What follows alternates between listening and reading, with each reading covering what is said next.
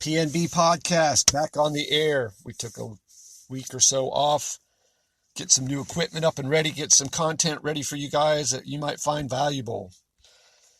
And I answered a bunch of emails, and there's a common thread today about questions about negotiating.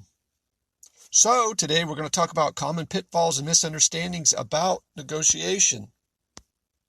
See, most of us cringe when we hear the word negotiation, right?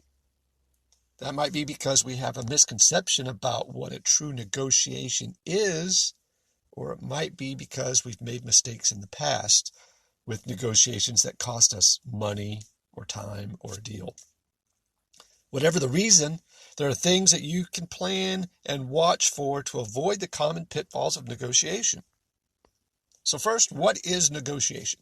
Okay, before we look at the pitfalls and how to avoid them, we need to understand what negotiation is and what it's really about. Many people in the West see it as an aggressive tit for tat that makes us want to avoid it at all costs. Most of us don't like confrontation, and we see negotiations as just that. But when negotiations turn into confrontations, it's because one of the two or both parties are not equipped to negotiate. But if we change our way of thinking about negotiation, we can see that we can be successful at it and maybe even shy away from it and use other techniques. Negotiation is about solving a problem. Two people or two parties want the same overall goal but have different ways of getting there. So avoiding these pitfalls will make negotiations less harrowing and more successful. Okay? For the first one, you got to be prepared. Whether you are negotiating the price of a household appliance or the terms of a new job, you want to go in prepared with the facts. Do your research before you go into the negotiation, okay? Find the hard numbers for the price of the item at the competitor's store, let's say. Learn about the other products in your field with similar experience and education and are getting the job done at a high level. In other words, a mentor. Also, make sure you know your own priorities. If you don't know exactly what you want, it's going to be impossible to get it. Educate yourself about what's available and decide what you want and what you desire so that you can make the most advantageous deal. See, lacking confidence is another huge thing. This pitfall is often due to a couple of different things. Misunderstanding what negotiation is all about and being underprepared. Many people have the wrong idea about negotiations, believing that it's all about trying to win at all cost, do or die. See, they imagine they have to be aggressive and threatening to be more effective negotiator, which is nonsense. But as mentioned above, that's not the case at all. Secondly, going in unprepared for the bargaining makes us feel like the other guy has the upper hand, which is true. You're going to lack confidence. It's important to always go into a negotiation knowing as much as you can about what you want, what the other person wants, and the facts that can persuade the other party to give you what you want. You can't go in there trying to get it all. Negotiations are a give and take. So when you are unwilling to give the other person anything they want, you are likely to go away empty-handed as well. This is one reason why it's so important to know exactly what your list of priorities is before going into a major negotiation. If you can give a little on one point that's important to the other party, you stand a better chance of getting the top things on your list that you want. You must be willing to participate in the exchange and concede some points in order to gain others that are more important to you. So giving into the pressured sell, okay? We've all experienced this type of salesperson, I'm sure. They claim there's a lot of interest in the job or the house or the car or whatever it is, in the hope that you will forfeit negotiations and just buy whatever it is that they are selling. You've got to resist the temptation to give into this. They may have a lot of interest, but then again, this may be the way that they operate, stressing people out so they buy without thinking about it or thinking it through, because they're weak in their negotiation skills. Next, you're thinking instead of listening. Think about that. We are all guilty of thinking about what we want to say next or during the argument, or we want to make against, the argument that we want to make against what the other person is saying, instead of really just listening to the other person. But that can be the kiss of death in any negotiation. You want to listen carefully so that you know fully well and understand what the other party is offering you. When you listen attentively, you can also learn important things like between the lines stuff. Things like the party's timeline, motivation, requirements, expectations can all be learned by just listening to everything being said by the other party. Okay? I see this a lot, interrupting the other person during negotiations. Even if the negotiations are going well, when you interrupt someone to make a point or an argument, you are showing disrespect to them. They may get defensive, which can break down the entire process. They will also be less open with you after this because they no longer trust you. And then you're focusing on the unimportant details. That kills me. It may feel safer to stay focused on the less important aspects of a negotiation, but doing that wastes time so that you may never get the big stuff that's most important to you.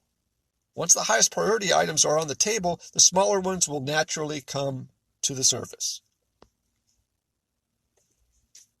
And then you're not asking for what you want. Plain and simple. How can you get what you want when you don't ask for it? The answer? You can't. Spend some time deciding what parts of the negotiation are the most important to you. Do your research on those points and then ask for them. If the other party isn't willing to entertain what you want, you might persuade them by giving into one of the higher importance demands to get what you want. Or you can walk away. The one way for sure you won't end up getting what you want is by not asking for it.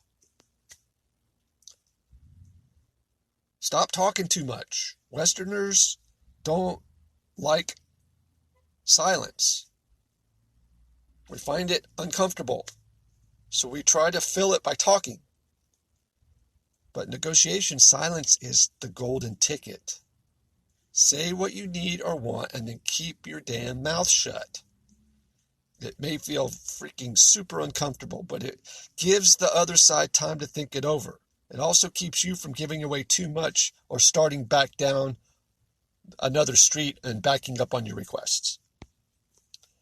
Waiting until the last minute, when we wait until the last minute to buy a car, let's say, for example, even though we know or knew ours was on its last leg, we waited till the last second. Okay, we are likely to push or rush the process. We end up paying more than we want and not getting everything we want. It's easy to give into high-pressure sales tactics when we urgently need something that we're bargaining for. The other person is probably used to negotiating and can see your desperation, which makes you easy pickings for somebody that's equipped and good at their technique. Or not, and the next thing is not knowing or having a fallback. Pro negotiators call this your BATNA. I don't know, that's a term that's not heard too much. BATNA. Best alternative to a negotiated agreement. Everyday folks call it your deal breaker. You must know this before going into negotiations, as you need to know your best case scenario. If you can't even get to those, closing of a salary that you want, will you turn the job down?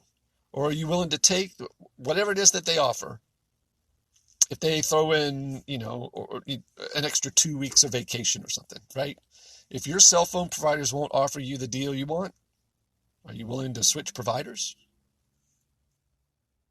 Knowing the answers to these questions make you a more formidable negotiator. When you don't know the answers, you may leave the negotiation feeling taken advantage of, I guess. And that's most of the time because limited skills in negotiation means that usually there's a focus on price. And so only focusing on price, since most negotiations center around money in some form, when we hear the word negotiate, we immediately think price. Of course, the price is important, don't get me wrong, and that shouldn't be ignored. But sometimes the other party can't or won't meet your price point. So then what do? Your bargaining is dead in the water at that point because there's nowhere else to go. Think outside of the money in the negotiations. You might get additional services, additional warranties, or other benefits instead of a lower price. Or a higher salary that can be just as valuable, if not more so, than having the extra cash in your pocket. The last thing you want to do is show desperation. As we mentioned earlier in the episode, this in regard to urgency. You must walk out of the building with the car, job, appliance, whatever. Right? If you must walk out of the building with the car, the job, the refrigerator, you may show it. Desperation. Practice putting on your poker face and using it during the bargaining session. One way to decrease the amount of desperation you feel is to go in prepared with research to back up your position, to understand your BATNA. And not wait until it's, critical mass at the moment to make that decision. It's challenging not to show desperation. I get it. If possible, avoid feeling that way to begin with. Don't make it personal. Avoid making it personal, right? Avoid making personal connections. That's worse. Car salesmen are great at this.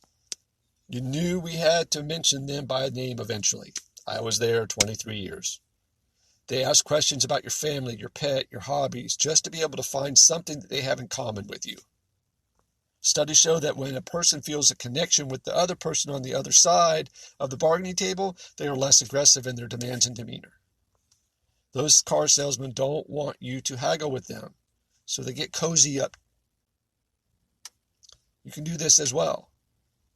In most situations, you can chit-chat before the negotiations begin so that person feels more at ease with you, so that you are more likely to persuade them.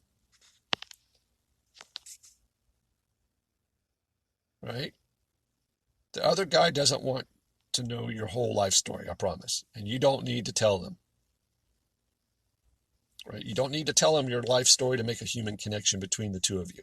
Don't go into much detail. Remember that you need to get to know them as well and ask them questions about themselves as well to have an even playing field. Just the whole idea of this episode is go in being prepared. Don't always focus on price, focus on value. Know your stuff. Don't go in unprepared. I hope this helps. Hope you guys have a great day. Be safe, take care, sell a bunch, and say something nice to somebody. You've been listening to the Productive, Not Busy podcast. Please hit the subscribe and notification of new episodes button and visit us on social media like Twitter, Instagram, or TikTok for bonus content.